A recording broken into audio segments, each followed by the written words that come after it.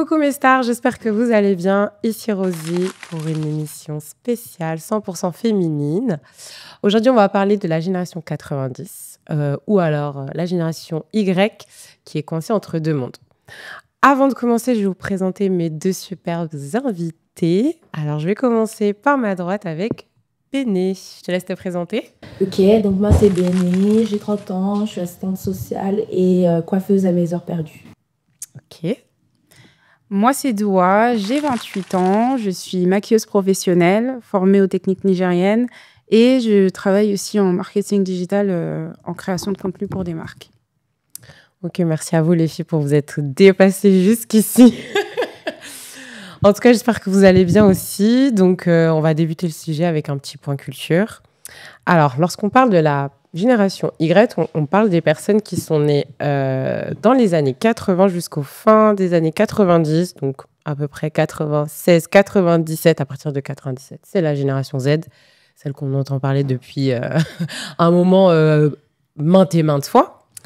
En termes de chiffres, selon l'INSEE, les derniers rapports montrent que la génération Y représenterait à peu près 30% de la population française, ce qui équivaut à environ 15 à 20 millions de personnes. Donc, c'est quand même un tiers de la population. On est quand même très, très bien représentés.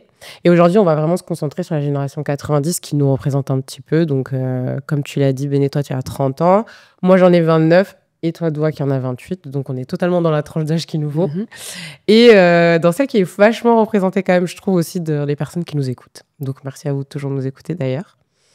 Alors, pourquoi j'ai parlé de la génération qui est coincée entre deux mondes? Tout simplement parce qu'on a été dans une génération qui a été beaucoup de transitions.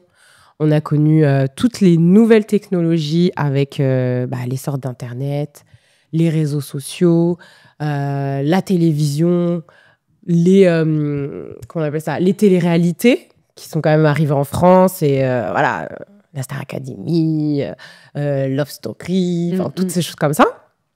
Il y a aussi tout ce qui est jeux vidéo. Voilà, je ne sais pas si vous jouez un petit peu aux jeux vidéo, mais il y a tout ça qui a encore changé.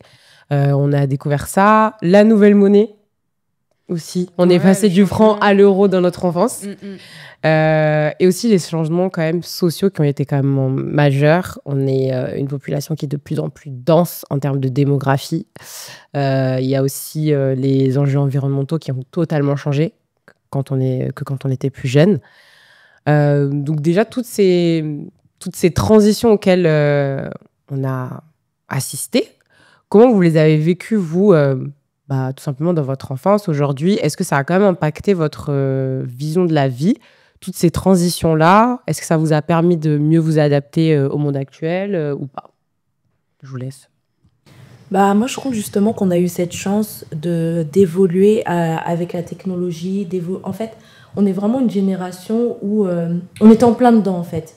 Donc, on a grandi, on a évolué en même temps que tout le développement de toutes ces choses. Donc, du coup, moi, j'ai assez bien vécu. Pour moi, en fait, on a vécu avec et sans. Enfin, on a vécu sans, puis avec. Donc, nous, on a eu le temps vraiment de suivre le cheminement. Et pour moi, c'est plus une richesse plutôt pour nous d'avoir justement le vécu de avant et aujourd'hui. Par exemple, le téléphone. Avant, le téléphone, c'était pas l'extension d'une main. Au contraire, on vivait sans téléphone. Et moi, c'est vrai que quand je parle avec mes petits frères et sœurs, aujourd'hui, eux, ils se disent « Mais c'est quoi la vie sans téléphone ?» Et c'est hallucinant parce que moi, aujourd'hui, c'est vrai, je suis tout le temps sur mon téléphone. Mais avant, oui, je vivais très bien sans téléphone et ça passait aussi, quoi. Moi, je suis d'accord avec vous. Quand tu prends l'exemple du téléphone, c'est très, très bien parce que l'extension d'une main, c'est exactement le mot qu'on a aujourd'hui. C'est la troisième main. Mais c'est vrai que demain, si je perds mon téléphone, je vais être énervée. Mais finalement, je vais me dire, c'est pas grave, quand j'aurai le temps, je vais en trouver un autre, etc. Alors que j'ai déjà parlé avec certains de mes jeunes qui me disaient, ah non, mais moi, juste j'oublie mon téléphone, je fais demi-tour, même si ça fait 1 heure de trajet, c'est pas grave, je fais demi-tour, etc. Donc, c'est vraiment devenu un objet trop essentiel. Et c'est vrai qu'aujourd'hui, on peut plus dire à un enfant, je sais pas, en 6e ou en 5e, qui a pas de téléphone, il est venu comme un ovni, le petit. Genre, il a pas d'iPhone, alors qu'il est en 5e, 6e. Mais c'est une dinguerie. C'est pas possible, ça n'existe pas. Alors que moi, j'ai eu mon premier téléphone, je crois que j'étais en 4e. Ouais, pareil. Hein. Et c'était pas un smartphone, c'était un vieux Samsung comme ça. Donc c'est vrai qu'on a connu tous ces changements. On a vraiment acquéri une débrouillardise qu'il n'y a pas chez la génération qui arrive, en tout cas. J'ai l'impression qu'on arrive mieux à s'adapter et à travailler à partir de rien. Ouais. Et peut-être que c'est le fait aussi que quand ils sont arrivés, il y avait tout. Ils ont connu l'essor de certaines choses. Par exemple, le développement avec l'IA, toutes ces choses comme ça. Utiliser les réseaux sociaux comme un travail aussi, sur toutes ces choses-là que nous, on n'a pas forcément connues. Donc, c'est peut-être pour ça aussi ils sont moins débrouillards, mais c'est vrai que des fois, tu te dis... Ils sont moins débrouillards, surtout parce qu'ils avaient tout sur un plateau d'argent déjà. Ouais. Même par exemple, le téléphone, on parle du téléphone tel qu'il est aujourd'hui, c'est un tactile. À l'époque, il n'y avait pas de tactile. C'était appuyer 3 fois ou 2 fois ou 4 fois sur les touches. Et eux, par exemple, ma sœur ne sait pas écrire avec un téléphone comme ça. Et je me rappelle, ma petite sœur, la dernière, elle me dit, mais comment ça marche ça? Je lui dis, ça m'a mis un coup de vieux. Je dis, mais qu'est-ce que tu me racontes là? Et elle me dit, oui, mais comment ça marche et tout? Je lui dis, en fait, à l'époque, il y avait 9 touches. 9. Ouais, c'était 9. Et du coup, tu devais appuyer soit 1, 2, 1, 2, 3 ou 1. Et elle me disait, mais ça prenait trop de temps. Je dis, pourtant, on écrivait très vite. Et ça passait. Et il y avait l'époque aussi où on comptait les mots par SMS. Non, mais... Comme sur Twitter. Si tu avais trop de caractères, tu pouvais pas envoyer. Tu pouvais pas envoyer. Mais et eux, ils n'ont pas connu tout ça. Donc, ils n'arrivent pas à comprendre un peu notre point de vue à nous.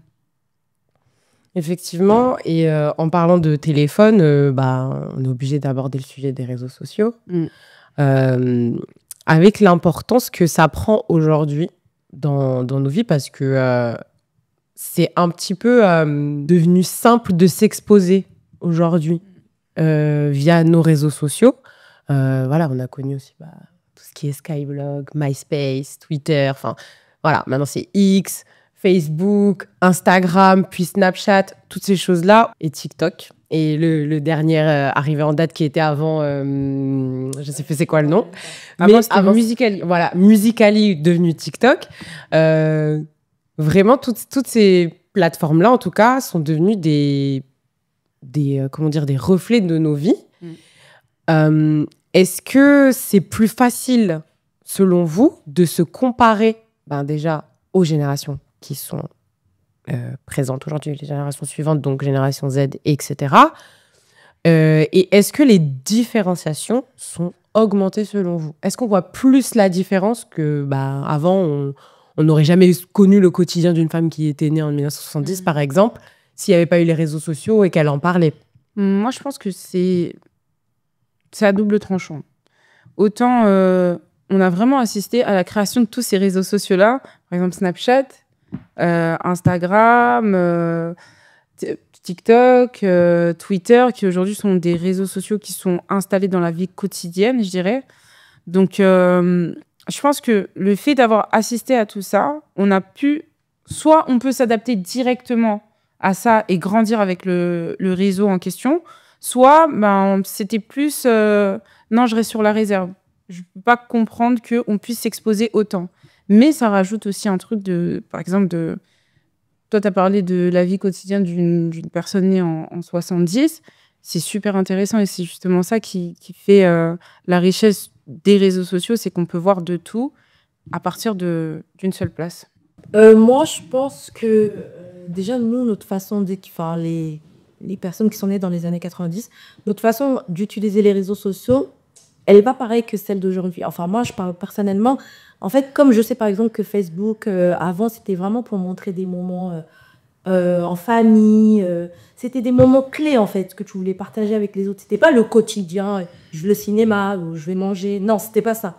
Donc, ça veut dire que même dans ma manière d'utiliser les réseaux sociaux aujourd'hui, genre des fois, j'ai envie de mettre un truc, mais je me dis, mais ça, c'est trop privé. Ça, c'est... Mais en fait, quand je vois le contenu des autres, je me dis, mais en fait, ouais, ça passe là, mais largement, en fait. Et je trouve qu'on n'a pas la même façon d'utiliser les réseaux sociaux, on les utilise pas pareil. Et franchement, j'arrive vraiment à me comparer avec la génération d'aujourd'hui parce que on n'est pas dans le même truc. On n'utilise pas les réseaux sociaux de la même façon. En fait, on n'a pas la facilité peut-être à montrer notre vie comme les jeunes aujourd'hui. Moi, ma sœur, elle est influenceuse. Moi, avant, j'étais plus aussi dans ce monde-là, mais moi, c'était... Par exemple, je partageais beaucoup de choses sur les réseaux sociaux, mais jamais ma vie privée.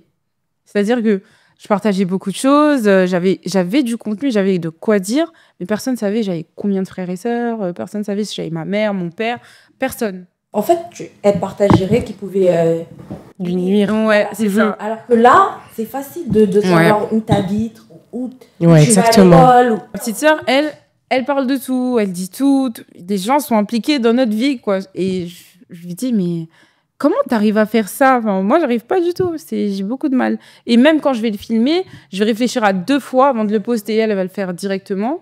Moi, je vais réfléchir. Mais justement, je pense que c'est parce qu'on a vu la naissance de ces réseaux sociaux-là qu'on sait en fait les conséquences qu'ils peuvent avoir dans la vie de quelqu'un. On a vu pourquoi ça a été créé de base et les conséquences que ça peut avoir parce que par exemple le métier d'influenceur ça s'est démocratisé très récemment ces dernières années et celles qui sont en tout cas les personnes qui sont le plus influentes finalement c'est celles qui montrent le plus. Alors que nous, on a grandi avec des personnes qui sont de très bons influenceurs, mais qui ne montraient pas tant que ça. Je vais parler d'une influenceuse comme, par exemple, Caroline Receveur, qui a fait de la télé-réalité. Et finalement, elle montre, mais je trouve que ça reste soft. Par exemple, des personnes comme Yanissa aussi, ça reste soft. On sait qu'elle a des enfants, on sait combien on a. Voilà. Mais ça reste soft. Je trouve qu'on n'est pas obligé. Mais c'est vrai que peut-être qu'à l'époque... Ouais, Nabila aussi. Ouais, Nabila. À l'époque, ça aurait peut-être été trop. On n'est pas obligé de savoir qu'elle est tombée enceinte. On n'est pas obligé de savoir combien elle a eu d'enfants, combien de mois elle est. Mais je pense que justement, la transition qui a fait qu'on a vu le début, la fin et où est-ce que ça pouvait nous emmener, on s'est dit, ah bah non, en fait... ouais, non, vaut mieux préserver. Ouais. C'est comme, par exemple, moi, il y a un truc... Je sais pas, peut-être c'est moi, mais c'est comme par exemple les femmes enceintes aujourd'hui qui montrent leur ventre. Ah ouais, non. Ça me... Après, est-ce que c'est pas un côté un peu Westaf chez moi? Ouais, ça peut être ça aussi, mais à l'époque, quand même, c'était... une femme qui montre son ventre comme ça, c'est assez intime. Ouais, dès 3 mois, ça y est. T'es obligée d'annoncer que t'es enceinte, c'est pas forcé. Annonce, ouais, je suis enceinte. Baby shower, gender reveal. Les shootings. Je ne pense pas que toutes les femmes enceintes qui montrent aujourd'hui leur grossesse, qui les exposent, elles s'étaient dit qu'elles allaient le mettre de mode. De mode, tu te laisses entraîner. C'est ça. Mais ça, de toute façon, ils veulent toujours en savoir plus. Et je pense qu'il y a ce truc aussi, comme tu partages ton quotidien, tu as l'impression que ces personnes-là, ils font partie de ton quotidien. Donc tu dis... Toi, tu te sens obligé, en fait. Tu te sens obligé et tu te sens coupable. Parce que, par exemple, il y a beaucoup d'influenceuses, quand elles annoncent leur grossesse et que les mois sont passés, elles disent « Je me sentais mal de ne pas vous l'avoir dit. » Et je me dis « Waouh, l'impact que ça a quand même, les réseaux sociaux et le fait de créer une communauté, etc. » Et on a aussi, quand même, vachement l'influence américaine, parce que, par exemple, les gender reveal, baby shower, etc., c'est vraiment très américain, le fait de... Avant... tu savais le sexe à la naissance. En tout cas, c'était pas de... Non, c'était pas une fête. C'est c'était pas une fête. Tiens, c'est un garçon, c'est une fille. Ou certains disaient juste à la naissance. Mais on n'allait pas faire une fête. Après, aujourd'hui, quand on a un réseau social comme TikTok, tu tombes sur les pour toi, quoi. Tu tombes sur des sujets qui t'intéressent, je pense. Et tu peux tomber aussi sur des sujets qui pourraient t'intéresser. Donc, je pense que c'est un peu tout le monde. En fait... Avant, peut-être, certains hommes, mais quand tu vois qu'il y a de plus en plus d'influenceurs, par exemple sur TikTok, tout le monde devient influenceur. Et donc, il y en a certains, ils ont pas du contenu très intelligent. Je suis désolée, je ne vais pas citer de nom. Mais je suis d'accord avec toi. Après, ça plaît... C'est une petite parenthèse. Ça plaît à chacun. Enfin, chacun suit ce qui lui plaît.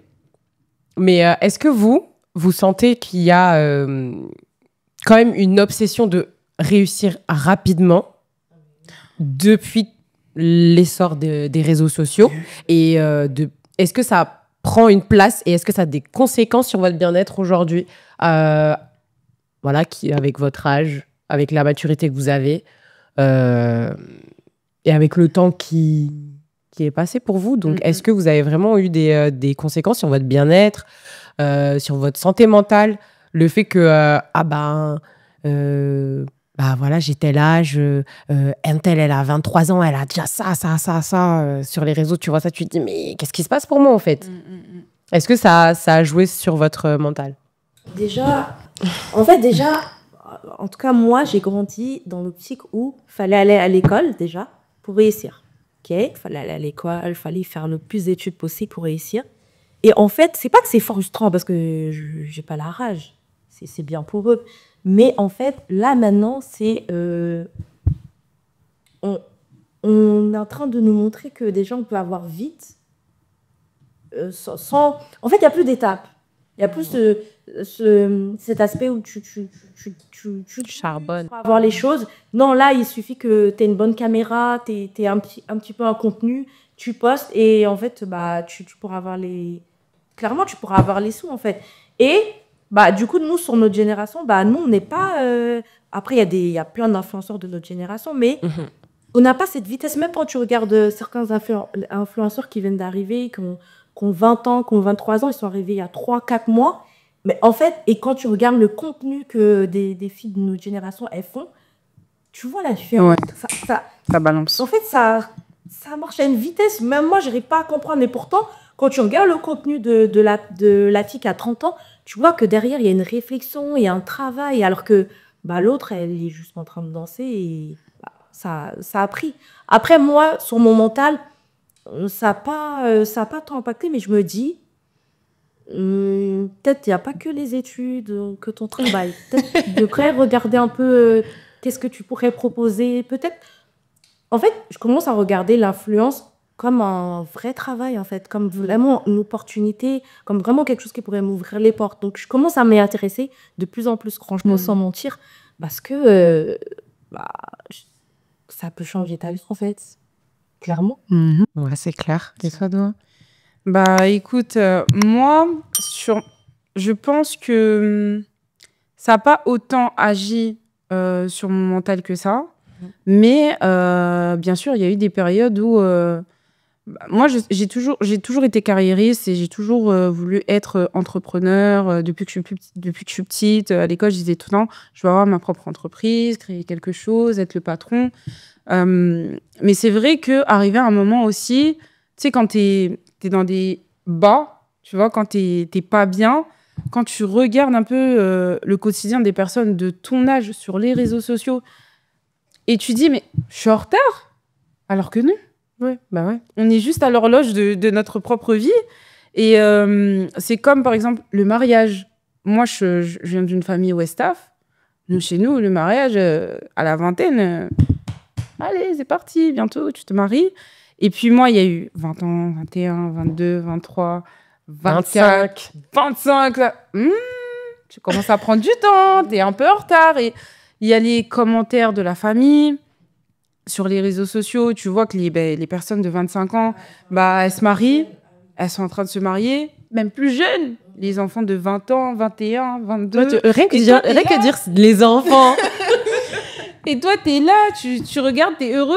Et t'es heureux pour eux, mais en même temps, tu dis, moi aussi, mon tour, il arrive. Et non, ça arrive pas. Et puis finalement, tu dis, mais pourquoi je me calque à ces expériences-là, sachant que ce n'est pas ma vie. On n'a pas le même chemin. Et les réseaux sociaux, je pense que là où il faut être vigilant, c'est qu'il faut être lucide. Chacun a son expérience de la vie. Et moi, je sais que j'ai mis vraiment mes efforts sur la carrière. Je fais des études, j'ai travaillé, j'ai monté les échelons, j'ai fait des formations pour vraiment me former dans ce que je veux faire plus tard. J'ai mis ma vie professionnelle en avant sur ma vie personnelle. Et ça, je pense que sur les réseaux sociaux, c'est trop En fait, c'est trop... c'est trop noir ou blanc. Il n'y a pas d'entre-deux. C'est que sur les réseaux sociaux, les conseils qu'on va te donner, c'est oui, si tu es une femme carriériste, sois carriériste. Avance comme ça. Si tu es une femme qui veut uniquement sur la vie personnelle, sois une femme au foyer et vis comme ça. Fais-toi entretenir par ton homme, trouve quelqu'un qui pourra te prendre en charge, etc. Mais il n'y a pas l'entre-deux. Y a pas, moi, personnellement, j'en vois pas beaucoup des femmes entrepreneurs, mariées, mères de famille, et tout se passe bien. Je vois toujours soit la mère de famille qui a divorcé, qui s'occupe bien de ses enfants, etc., et qui a pu se concentrer sur sa carrière, ou soit je vais voir la femme au foyer qui a décidé de mettre sa carrière à côté, qui s'occupe que de ses enfants. Je vois pas de total. Elles sont là, mais voilà. Mais voilà, on a, du coup, moi, on a quelques cas. En fait, j'ai pas envie finalement de me calquer uniquement sur les réseaux sociaux. Je vais juste me fier à ma propre expérience et je vais vivre ma vie comme elle me vient, quoi. Exactement. Finalement, l'essor des réseaux sociaux et ce qu'on en a fait, en tout cas, parce qu'on est aussi responsable, hein, c'est vrai que ça peut jouer sur la santé mentale, mais comme tu as dit, il faut rester lucide. Et surtout, moi, personnellement, je ne me suis pas arrêtée à ce que je voyais parce que clairement, à la différence de toi, moi, je ne suis pas quelqu'un de carriériste. Vraiment, j'ai fait mes études dans mon travail et je m'arrête à là. Genre, j'ai pas envie d'être responsable, j'ai pas envie d'avoir une entreprise, j'ai pas envie de créer un truc. Tu veux juste ton quotidien. Voilà. Moi, je suis tranquille. Je suis juste une meuf chill, en fait. Non, vraiment... je pense aussi c'est parce que je fais un métier qui est tellement sur le bien-être de l'autre que finalement, je sais pas si je me suis réellement posé la question un jour. Donc, tout le monde me dit, non, mais tu verras plus tard quand tu vas dépasser cet âge-là, quand tu auras 30 ans, 40 ans, tu verras, tu auras envie de ce truc de responsabilité. Et en fait, finalement, je sais pas si j'aurais envie. Mais parce que moi, tu vois, c'est ça qui me dérange. C'est ça, en fait. Il y a que tout le monde veut te mettre dans une case. C'est ça, c'est que il n'y a pas qu'une seule route, en fait. Et je trouve qu'aujourd'hui, surtout, les réseaux sociaux ont véhiculé ce truc de si t'es pas entrepreneur, t'es has-been. Ça n'a rien à voir. C'est les anciens. C'est ça. Vous aimez trop aller au travail, avoir un patron. Mais non. En fait, c'est forcé. Ce qu'on aussi, c'est que la pression, elle vient d'en bas, des plus jeunes. Mais c'est ça. La Gen Z. Les plus jeunes qui te montrent que t'es pas marié. On n'est pas vieille et aigri, au cas où. Non, la Gen Z, là. Ils te montrent, je sais pas, la pression, elle est censée plus venir d'en haut. Ceux qui sont plus âgés que toi, eux, ils ont vécu de choses, donc ils vont dire non, mais tu fais pas. Non, mais là, en fait, la pression, elle vient d'en bas. Des plus jeunes qui te disent, t'es pas marié, ou t'as rien entrepris, ou. Mais c'est ça. En fait, je pense qu'avec l'essor des réseaux sociaux où tout le monde a réussi à avoir une activité, aujourd'hui, je vais vendre des muscles, je vais faire un Snapchat, je vais faire un Instagram, ça y est, je suis devenue vendeuse de parfums, etc. Aujourd'hui, je vais faire des cils, machin. Mais je pense que la nouvelle génération, et c'est peut-être ce qui crée les tensions, c'est là où allait ma prochaine question, les tensions qu'il y a entre notre génération et celle qui vient d'arriver. Enfin, qui vient d'arriver, non, celle qui est là, bien présente, c'est que des fois, pour eux, ils comprennent pas pourquoi on veut être salarié. Ils voient pas l'intérêt d'être salarié, ils voient pas l'intérêt de ne pas être leur propre patron, parce que quand tu as ton entreprise, tu es libre, etc. Excuse-moi, je suis salarié, j'aurai ma retraite, peut-être dans très très longtemps, vu le gouvernement, sans vouloir encore une fois attaquer quelqu'un. Mais vous savez tous, voilà. À un moment donné, je suis salariée, j'ai mes congés, je pars en vacances, j'ai mon salaire à la fin du mois. T'as ta stabilité. J'ai ma stabilité, au fait. Parce que c'est bien beau d'être entrepreneur, mais si ton entreprise, elle explose pas dès le début, mais tu fais comment, en fait? Tu fais comment? Si tu te déclares pas, tu es dans l'illégalité. À tout moment, on peut te mettre des amendes, etc. L'URSSAF, pour être auto-entrepreneur, l'URSSAF, ça coûte bonbon. Donc, en fait, tout ça, là, moi, à la fin du mois, j'ai pas à me soucier de tout ça parce que j'ai déjà mon salaire qui est fait et on m'a déjà tout pris. Donc, peu importe. Je préfère ça, en fait. Et ça, c'est vrai que c'est compliqué parce que j'en ai déjà parlé avec des collègues plus jeunes. Ouais, non, moi, je peux pas rester dans un taf où on me donne des ordres, etc., etc. Oui, écoute, tu fais ton travail et puis c'est tout. Enfin, après je pense que c'est justement la génération d'avant qui nous a appris à... Écoute, il y a ta hiérarchie, t'écoutes, tu travailles bien, t'es bien dans ta boîte, etc.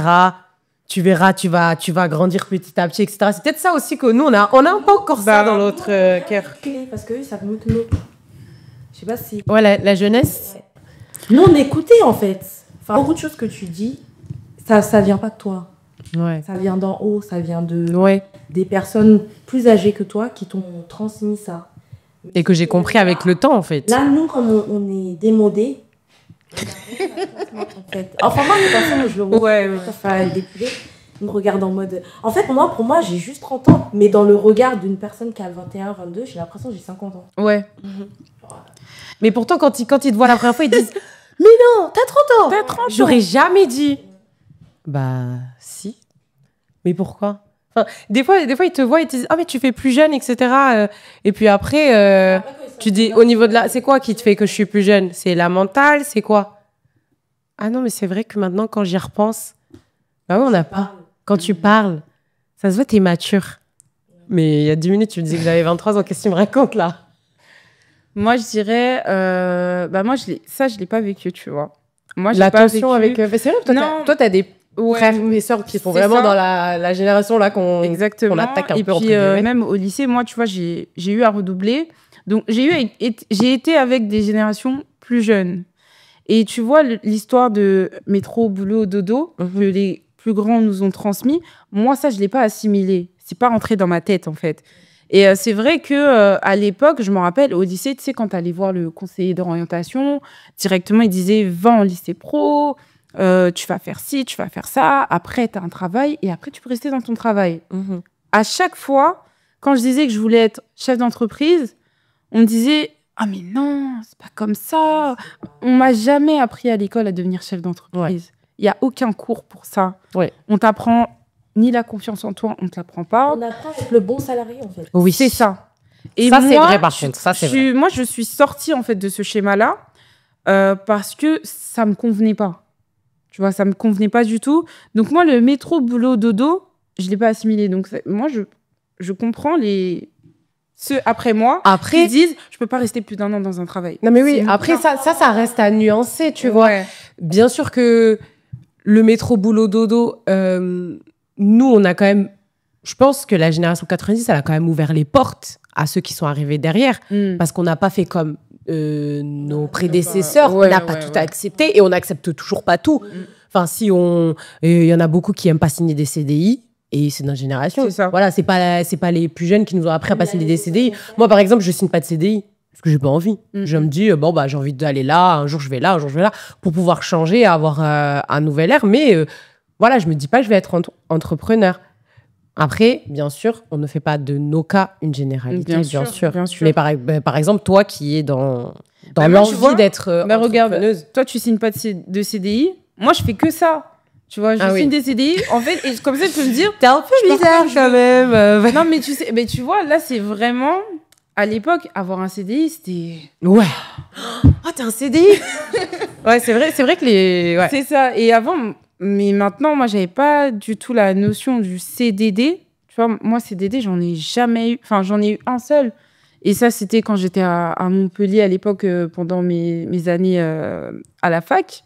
J'ai signé un CDD pour la première fois et je me disais, mais en fait, il y a une date d'expiration. Je suis pas à l'aise avec ça, tu vois. Alors que quand tu as un CDI, en fait, je me sens plus maître de mon mouvement dans la société. Donc, c'est-à-dire, si je veux partir, je dirais juste, je m'en vais. Le CDI, je trouve que je suis beaucoup plus libre de partir quand je veux que le CDD. Mais moi, il y a une chose que je trouve qui est bien dans la génération après nous, c'est que c'est très bien de vouloir entreprendre et tout. Moi, je suis tout à fait d'accord parce que je pense que nous, on était un peu peureux sur ce point-là. Ouais, ça, je suis d'accord. C'était pas connu, c'était pas développé. Aujourd'hui, il y a des formations, on a de plus en plus, et puis on simplifie les statuts et tout. C'est ça. Donc ça, c'est bien. Mais moi, je trouve que la génération les 2000, ils n'ont pas de garde-fou. Ça veut dire, moi, je me dis, aujourd'hui, si j'entreprends, par exemple, je fais des chignons, mais demain, en fait, si ça marche pas, tu vois, t'as ton travail, t'as ton petit truc. Corps, âme, esprit dans l'entrepreneuriat, c'est bien. Hein. Mais demain, en fait, après ça, c'est vraiment très général. C'est très général. Ouais. Il faut un plan B. Un plan B. Voilà. Et le plan B, c'est le papier, en fait. C'est ça. Le diplôme. Ouais. Et là, je trouve que ça... Puis même, si tu veux être un bon entrepreneur, il faut aller à l'école, en fait. En fait, ça, c'est aussi à nuancer. Non, mais parce que je comprends... Oui, non, mais je comprends totalement où tu veux aller parce que comme je travaille avec des jeunes qui sont déscolarisés, des fois, par exemple, je vais prendre le cas d'un de mes jeunes qui me disait, oui, j'ai envie d'être YouTuber gaming. Et en fait, c'est vrai que ça a été compliqué pour moi de me dire, mais si ça marche pas. Est-ce qu'il veut être YouTuber gaming, mais il continue en continu? Non, c'est ça, c'était ça la formation qu'il voulait faire. Et je me suis dit, mais maintenant, si ça fonctionne pas, parce qu'il faut quand même se faire sa communauté, il faut se faire son truc, il faut aller... Et oui, il y a une formation. Moi, je savais pas. Et là, franchement, je découvre des nouveaux métiers avec mes jeunes. Et c'est bien parce que j'apprends d'eux aussi. Mais c'est vrai que moi, je me suis dit, mais oh my God, si ça fonctionne pas... donc, et c'est vrai que quand tu dis on est un peu peureux, enfin en tout cas pour certains, en tout cas, moi je parle de mon cas personnel. Tu vois, ça c'est beaucoup l'ancienne génération. Ouais, qui mais sécurisons. Et si ça marche pas, c'est-à-dire que même moi aujourd'hui j'ai mes diplômes, j'ai aucun diplôme mes diplômes que j'ai fait à l'école, etc. n'ont rien à voir avec mon métier d'aujourd'hui. Mais je sais que même par exemple j'en parlais hier avec ma sœur, elle disait mais là. Enfin, ton maquillage, ça fonctionne pas. J'ai dit, ouais, là, franchement, là, ça commence à bien prendre et tout. Et elle me dit, mais imagine, par exemple, ça fonctionne pas. J'ai dit, je me diplôme, je trouverai un travail quoi qu'il en soit. C'est ça. Je sais que dans tous les cas, je sais que même si ça fonctionne pas, j'aurai toujours mon plan B et je sais que j'aurai un travail. Je postule demain, parce qu'il y a d'expérience et il y a les diplômes qui vont avec. Mais j'admire de leur côté le fait de se lancer corps et âme et en fait de construire la vie en route comme ça là, tu vois. Ouais.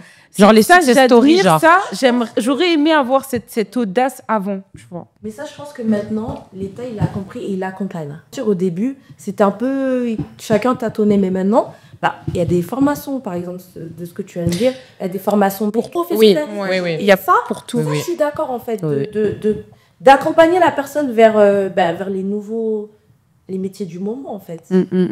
Oui, ça, c'est vrai qu'on en parle souvent, en tout cas, nous, avec les collègues. On se forme, on se forme pas, mais en tout cas, on apprend les nouveaux métiers. On essaye de valoriser ça aussi, parce que c'est avec l'air du temps. Mais on est quand même, malheureusement, dans une société où il y a encore besoin d'avoir ce truc-là, ce diplôme, quelque chose qui est reconnaissable par l'État. Ouais, mais c'est pour ça qu'il y a aucune formation. C'est pour ça qu'on essaye au fur et à mesure de pousser un peu les jeunes en leur expliquant, OK, tu veux faire ça, il y a telle formation, il y a ce module-là qui est en rapport avec ce que t'aimes, mais il faut quand même se dire, parce que ce que tu vas chercher à faire, c'est pas reconnaissable par l'État. Donc demain, si toi, tu vas avoir, je sais pas moi, telle ou telle chose, ça va être compliqué si t'as pas ce diplôme-là. Moi, je trouve que, tu vois, la génération Z, ils apportent ce truc-là. En fait, ils sont en train de retourner le game. Ils sont en train de retourner le game. C'est-à-dire qu'aujourd'hui, de plus en plus, tu vois des formations que tu n'aurais même pas imaginées avant. C'est-à-dire que... Formation gaming, j'aurais jamais pensé que ça existait. Mais c'est ça, mais il y a de tout aujourd'hui. Et en fait, je trouve que leur génération, ils sont vraiment en train de chambouler le monde du travail comme jamais. Et ça, faut le reconnaître, tu vois. Ils ont peur de rien. Et moi, je m'inspire d'eux pour n'avoir peur de rien. Par exemple, quand je suis partie pour ma formation au Nigeria, c'est pas commun. Moi, je sais que j'étais dans les premières maquilleuses à partir au Nigeria, en France, à aller se former au Nigeria. Il y avait personne qui l'avait fait, en tout cas dans l'entourage des maquilleuses. J'avais vu personne le faire auparavant. Et la première chose qu'on me dit, t'as pas peur ? Oh, les Nigériens, ils sont dangereux. Et moi, j'ai pas peur. Après, ça, est-ce que c'est pas très dans la culture française aussi ? Moi, c'est la culture française d'avoir peur. Je pense. Mais eux, ils ont pas peur. Donc, je pense que des fois, il faut s'inspirer d'eux et se dire, on y va. Ils ne se sont pas imprégnés de la culture française. Non. De ce point de vue-là, en fait. D'un point de vue, au niveau de la prise de risque, ils se sont pas... Non, ils sont plus comme les Américains. Exactement. Ils sont vraiment plus comme les Américains. Ils se sont beaucoup plus adaptés au style de travail américain où tu prends le risque et en fait, tu mets tout ton cœur dedans et ça va le faire. C'est-à-dire que tu te dis pas et sinon tu fonces. Et puis si ça marche pas, tu te relèves et tu recommences. Et puis eux, leur génération, elle est arrivée au moment où chez les Américains, bah, les influenceurs et tout, ça donnait en fait. Les Afro m'ont inspiré. Oui, c'était un peu plus... c'était pas vraiment développé. Ça tâtonnait. Ouais, c'était pas un métier. Voilà. C'était pas un métier, Alors que là, c'était... maintenant, ouais. c'est un métier, c'est reconnu. Donc ça, oui, pour ça, franchement, on peut vraiment s'inspirer. Je vais m'inspirer pour ma dernière question sur ce que tu as dit tout à l'heure en parlant de la pression sociale que tu recevais due à l'âge qui avançait et au fait que tu es donc malienne, sénégalaise. Est-ce que pour vous, ça a joué un rôle important, les valeurs traditionnelles que vous avez reçues et le fait que ça soit très générationnel aussi, je pense, en tout cas, pour moi, le rapport qu'il y a avec nos traditions, les traditions françaises, parce qu'on est quand même né en France et qu'on a grandi dans la culture française, et la culture que nos parents ont essayé de nous inculquer, qui vient de leur pays et qui sont arrivés, parce que c'est vrai que dans les années 90, pour le rappeler quand même, il y a eu une grosse vague d'arrivées de personnes venant d'Afrique Afrique noire, du Maghreb, Asie du Sud-Est, etc., etc. En gros, tous ces pays-là, il y a eu une grosse vague qui est arrivée, l'essor des banlieues, tout ça. Donc, il y a quand même eu une histoire de double culture, double identité. Est-ce que vous avez eu un petit moment où vous étiez un peu en crise identitaire ou est-ce qu'il y a vraiment une pression sociale que vous ressentez déjà personnellement en tant que femme, enfin, que ce soit femme noire en plus. Et aussi, est-ce qu'il y a aussi une pression due à votre âge? Ça, c'est tout le temps. Ça, c'est tout le temps. Après, ça reste à voir comment toi, tu prends les choses. Ce qu'on peut comprendre, c'est que nous, la génération 90, surtout les femmes noires, je précise, on a été dans le mood de la femme, elle est indépendante. La femme, elle peut pas compter sur l'homme. Tu peux pas compter plus tard sur ton homme pour prendre soin de toi, ou etc. Tu dois être ton homme. C'est ce qu'on nous a appris. Et je pense que c'est pour ça qu'on est un peu plus dans femme forte, femme indépendante, femme qui sait prendre soin d'elle-même. L'homme. Vraiment, on est l'homme qu'on veut pour nous-mêmes, tu vois. Et la génération un peu plus tard, la Gen Z, eux, ils ont plus ce truc-là, en fait. Aujourd'hui, tu vois, je vois dans la Gen Z qu'il n'y a plus le graal de je suis une femme indépendante, je suis une femme forte. Ils s'en fichent. Et moi, je sais que je suis beaucoup dans ce mood-là. Je n'ai pas besoin d'aide, je peux me débrouiller toute seule. J'ai du mal à demander de l'aide parce que on a vu nos mamans avec nos papas. Les histoires il y a eu la polygamie, tu sais, les parents qui sont venus s'installer ici, les parents africains qui sont venus s'installer ici. Certains parents africains, je précise, mais qui sont venus s'installer ici et qui ont gardé les cultures d'Afrique ancrées dans cette famille et qui ne sont pas forcément mélangées un peu à la culture française. Nous, on était obligés d'être mélangés à la culture française parce qu'on allait à l'école, voilà, dehors, on avait des amis et tout, etc. Donc, tout ça, là, tout ce cocktail-là, ça fait que, arrivé à un moment, oui, t'es en mode, bon, je suis où? Parce que quand tu vas au pays, c'est une Française. Quand t'es ici, t'es africaine. Il y a eu la question de la double culture. Quand tu vas ailleurs, tu vas ailleurs, t'es qui? Ouais. Tu vois. Et arrivé à un moment, oui, il y a la question de la double culture. Moi, je sais que cette question-là, je l'ai étudiée, j'ai même été dans des associations pour justement l'accepter. Et finalement, j'ai fini par me rendre compte que c'était plus une richesse. Parce que j'avais la vision de là-bas et d'ici. Et je pouvais, en fait, allier les deux dans ma vie professionnelle, dans ma vie personnelle, dans ma vie à part entière, juste l'accepter et en faire quelque chose, tu vois. Pour moi, la pression, elle est là tout le temps. C'est-à-dire qu'aujourd'hui, j'ai 28 ans, je ne suis pas mariée, je n'ai pas d'enfant, on me le fait remarquer. On me le fait remarquer, on me le dit tout le temps. Et ça joue comment sur ta santé mentale? Ça me fait rien du tout. Ma famille, mes tantes, mes oncles, maintenant mon papa. Mais j'ai la chance, j'ai la chance d'avoir une maman qui a mis l'accent vraiment sur les études. Elle, pour elle, Ton premier mari, c'est tes études. Ton deuxième, c'est ton travail. Le troisième, Inch'Allah, c'est ton homme. Mais investis en toi pour avoir quelqu'un de qualité. C'est ce que ma mère m'a toujours appris. Et ma mère ne me met aucune pression. C'est-à-dire que même quand mes tantes vont dire « C'est bon, là, il est temps, tu dois te marier, tu dois avoir des enfants, tu sais, il y a l'horloge biologique. » Je leur dis tout le temps « Mais c'est Dieu. Je ne vais pas courir, je ne vais pas aller dans la rue dire « Mariez-moi. » Enfin, la dernière fois, j'ai dit ça à ma tante, elle s'est sentie insultée. Je dis « Ne le prends pas pour une insulte. Je te dis vraiment ça, sincèrement, parce que quand vous me dites ça, c'est comme si je ne veux pas. » Qui vous a dit « Je ne veux pas ?» C'est ça. Qui vous a dit « Je ne veux pas » Est-ce que vous savez si ça ne me fait pas du mal de ne pas avoir quelqu'un avec qui je peux partager ma vie? Vous ne savez pas. Pour vous, je ne veux pas parce que vous me voyez travailler, vous me voyez charbonner. Mais ça ne veut pas dire forcément que je n'ai pas envie d'avoir une relation de couple. Ça ne veut pas dire que je n'ai pas envie d'avoir des enfants. C'est mon plus grand rêve d'avoir des enfants. Mais ce n'est pas parce qu'aujourd'hui je travaille que ça veut dire que je ne donne pas de chance à quelqu'un derrière ou autre pour entrer dans ma vie. Non. Mais et ma mère prend toujours ma défense. Laissez-la. Si c'est pas là, c'est pas là. Ça viendra quand ça viendra. Franchement. Laissez-la tranquille. Ça sert à rien de se presser. Si tu te presses, après tu finis par regretter. Voilà. Ne te marie pas pour les gens, marie-toi pour toi. Parce que c'est pas eux qui vont vivre avec lui. Ils vont juste faire la fête. Après, c'est toi. Exactement. Vraiment. Et toi, Béné, qui vient d'une famille franco-congolaise, c'est vraiment voilà, deux salles, deux ambiances, oui, et deux cultures totalement différentes aussi. Moi, j'ai pas eu de pression de la part de mes parents. En fait, moi, jamais ma mère elle m'a parlé de mariage de mon père. Et en fait, voilà, c'est ça la différence. Moi, j'ai 30 ans. J'ai un petit frère de 21 ans. Et on n'a pas du tout été élevés dans les mêmes conditions. Moi, j'ai été élevée dans les conditions où mes parents ils galéraient.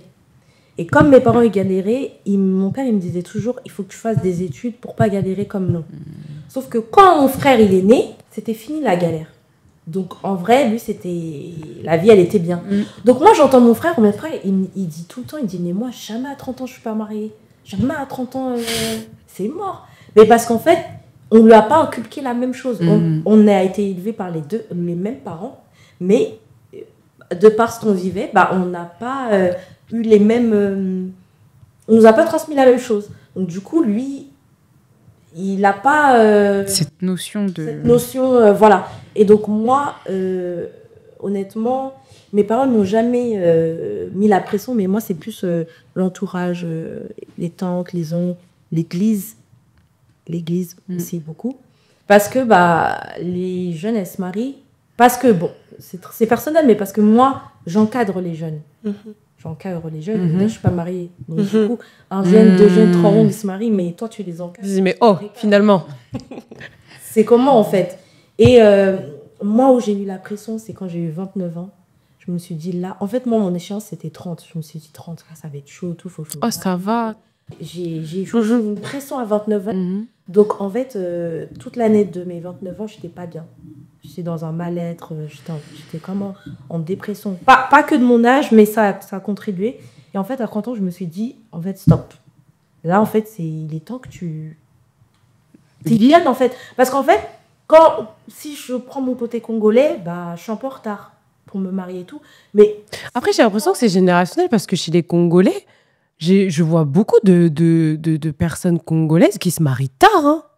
Oui, mais ça dépend dans quel environnement en fait tu vis. Ouais, c'est ça.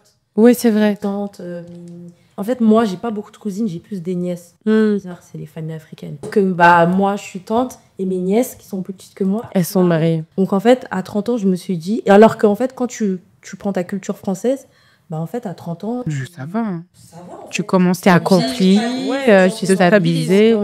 Dans ta vie personnelle, professionnelle. C'est ça. Et là, maintenant, il est temps de pouvoir peut-être... Te marier, avoir une personne. Donc, en fait, des fois, ça perturbe le cerveau parce que t'es coincé entre deux cultures. Là, t'entends que c'est comment et là, on te dit que... Donc, du coup, franchement, moi, je me suis dit, t'as 30 ans, vis ta vie. Donc là, en fait, 30 ans, c'est vraiment... Je suis sortie de ma zone de confort dans tout. Même là, ce que je suis en train de faire, c'est sortir de ma zone de confort. Jamais de la vie, je l'aurais fait avant. Mais je me suis dit, en fait... Let's go, on fait. Il n'en a qu'une. Period bar. Moi, je me rappelle, je m'étais mis cette pression à 25. Ouais. Bah non, mais j'ai 25, un quart de siècle. On vient, on me dit joyeux anniversaire. Ils sortent de ma chambre. J'ai éclaté en sanglots à 25 ans. Genre, j'ai éclaté en sanglots. Ouais. J'étais en mode, mais j'ai pas de copain, j'ai pas de vie, mon travail c'est fini. Et je suis là, je dis, mais j'ai raté ma vie. Et en fait, ma mère, elle est rentrée en même temps dans la chambre. Elle me dit, mais pourquoi tu pleures comme ça? J'ai 25 ans, maman, j'ai pas de mari, j'ai pas d'enfant. Regarde, ma petite cousine, elle se marie, alors que moi. C'est les fiances. Quand je me convainc ça arrive, j'ai dit, vas-y, c'est avant le temps, on vit des chances, le propre. Non, mais et en fait, faut pas vivre. Aujourd'hui, j'y pense et je me dis, mais t'es malade. En fait, je sais pas pourquoi je me suis mis dans cet état, mais je me rappelle encore du sentiment que j'avais quand j'ai eu 25 ans, c'est j'ai rien accompli. Et finalement, aujourd'hui, quand je regarde, je me dis, mais en fait, tu te rends compte de ce que tu avais fait. Ouais, c'est ça. Je me dis, c'est une dinguerie. Plein de choses. Et je me dis, mais en fait, la vingtaine, qu'on regarde bien, ça passe vite, 10 ans. Mais c'est 10 ans où tu cherches. Et tu trouves. Et quand tu trouves, là, tu peux te stabiliser. Exactement. Et tu arrives à tes 30 ans. Et c'est là où, à tes 30 ans, tu peux être en place. Là, tu sais que 30 ans, c'est bon. L'activité, c'est dans ta tête. Tu es stabilisé sur ce que tu as envie de faire. Tu sais, tu as eu 10 ans pour choisir, voire plus, pour choisir ce que tu veux faire. Là, maintenant, tu te concentres dessus et tu avances. Moi, le make-up, ça fait des années, depuis que j'ai 17 ans. Hein. Mais pour moi, le make-up, c'était juste... un moyen de gagner de l'argent et un passe-temps et une petite passion. J'ai évité le make-up. Je ne voulais pas du make-up dans ma vie. Moi, je voulais juste mon boulot au bureau avec mon salaire chaque fin de mois, mes congés. C'était ce que je voulais. Arrivé à un moment, pour moi, c'était ça la réussite. Et puis, j'ai décidé que, bah non, ça ne m'intéresse pas. J'ai fait 1 année, 2 années. J'ai dit non, moi, je ne peux pas continuer à faire ça. Ouais. C'est pas possible. Et ma mère m'a poussée, elle m'a dit, mais tu sais, le make-up, à chaque fois, tu dis non, mais facile. Et puis là, maintenant, depuis que je fais ça, je suis tellement bien. Je me dis, c'est bon, j'ai trouvé ma voie. Maintenant, on va faire les choses sérieuses. Et je sais qu'à 30 ans, mais je vais être sur ma lancée. Il y a un temps pour tout. Et je sais que la vingtaine, maintenant, c'est vraiment les 10 années de test. Tu fais ce que tu veux. Teste tout ce que tu peux tester pour trouver ta voie. Et après, 30 ans, là, tu te stabilises dans ton truc. Quand tu arrives à 40 ans, tu es en place. C'est ça qu'on cherche. C'est ça Franchement, merci beaucoup les filles pour vos témoignages. Je suis grave d'accord avec tout ce que vous avez dit. Bah, moi, culture Westaf, hein. Pour ceux qui ne le savent pas, bah, je suis sénégalaise, hein, sénégalaise française. Mais c'est vrai que j'ai aussi grandi avec cette pression quand même, où il faut se marier tôt, il faut avoir des enfants tôt, comme ça tu grandis avec tes enfants, comme ça tu grandis avec ton mari, patati patata.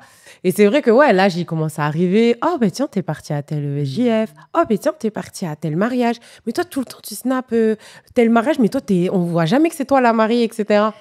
Donc en vrai, quand j'étais plus jeune, genre au début de ma vingtaine, je me suis dit, ça me faisait...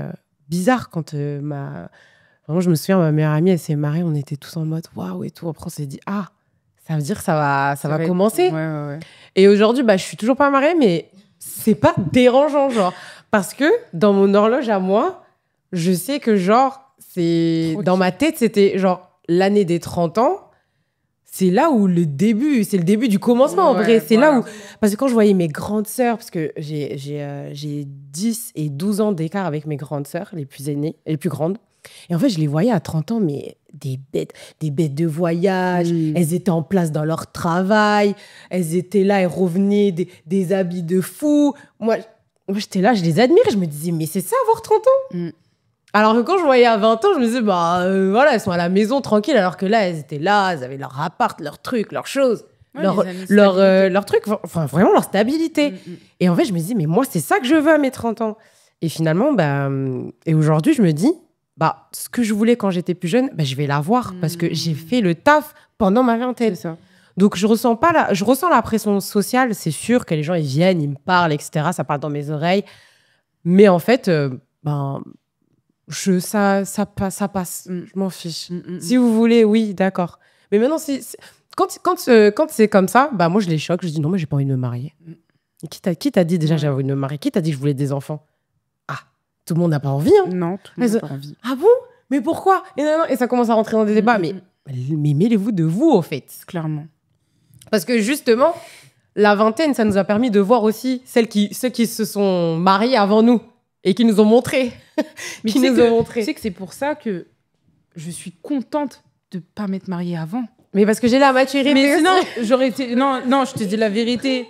Si je me serais mariée avant, avec ma mentalité d'avant, ma maturité d'avant, là, je serais divorcée, avec peut-être un enfant ou deux. Mais je serais divorcée. Je le sais parce que j'avais pas la lucidité. Ouais, on n'a pas cette lucidité, cette maturité. Ouais. Et je suis contente de ne pas m'être mariée avant. Vraiment. Mais après, la maturité, la lucidité, c'est propre à chaque personne. Mais c'est vrai que moi, je pense que dans ma vingtaine, j'ai grave grandi. J'ai eu des épreuves qui ont fait que je suis tellement pas la même personne. Et vraiment, comme on dit, c'est Dieu qui donne. C'est ça. Et c'est lui qui écrit. Donc, moi, je vais pas me presser parce qu'il y a personne qui sera avec moi dans mon foyer. Donc, laissez-moi, s'il vous plaît. Écoute ma mère. Exactement. On va écouter Tata. En tout cas, merci beaucoup les filles d'avoir accepté de faire partie de ce podcast. C'était vraiment un grand plaisir. J'essaie toujours de prendre des sujets qui me touchent, des sujets vraiment de société qui sont actuels. Donc voilà, c'était le dernier sujet pour moi de l'année 2025. Clairement... 24. Ouais, t'es déjà à la fin 2025. Je suis déjà fin 2025. Wow, je suis mélangée, je suis pressée. Mais vraiment, la génération 90, en soi, on n'est pas coincé d'une manière assez péjorative. Parce que c'est coincé, on peut le voir de manière assez mal. Mais je dirais plutôt qu'on est dans une réalité qui est en transition. On arrive à s'adapter. On est un peu des... on est hybride, en fait. On est une voiture hybride. On peut être soit essence, soit électrique. Voilà. On peut faire les deux. On arrive à avoir une main ici et une main là-bas. Donc, je trouve que c'est quand même cette versatilité qui est géniale dans notre génération. Donc, je suis quand même assez fière d'être de cette génération pour avoir connu l'ancien temps. Ça me fait plaisir. Donc, ouais, je suis une ancienne et ça me fait ni chaud ni froid. Hein. Juste des dessins animés déjà. Non, voilà. Rien que ça. En tout cas, merci à tous pour avoir écouté ce podcast. Et puis, on se retrouve très, très vite pour le prochain. Générique.